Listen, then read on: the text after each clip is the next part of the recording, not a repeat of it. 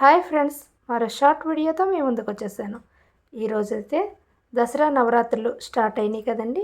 మొదటి రోజు ప్రసాదంగా కట్టె పొంగలు చేయబోతున్నాను. దానికోసం ముందుగా 1 కప్పు రైస్ తీసుకున్నాను. అలాగే పావు కప్పు పెసరపప్పు తీసుకుని ఫ్రై చేసుకుని ఈ రెండు కలుపుకుని వాష్ చేసుకుని పక్కన పెట్టుకున్నాను. అలాగే 7 గ్లాసుల వాటర్ తీసుకున్నాను. ఏ కప్పుతో అయితే రైస్ తీసుకున్నామో ఆ కప్పుతో 7 గ్లాసులు వాటర్ తీసుకున్నాను. అలాగే టేస్ట్కి సరిపడా సాల్ట్ వేసుకుని, మిరియాలు 1 స్పూన్ వేసుకుని అది కొంచెం మరిగిన తర్వాత ఈ రైస్ని యాడ్ చేసేసుకుని ఉడికించుకోవడమేనండి.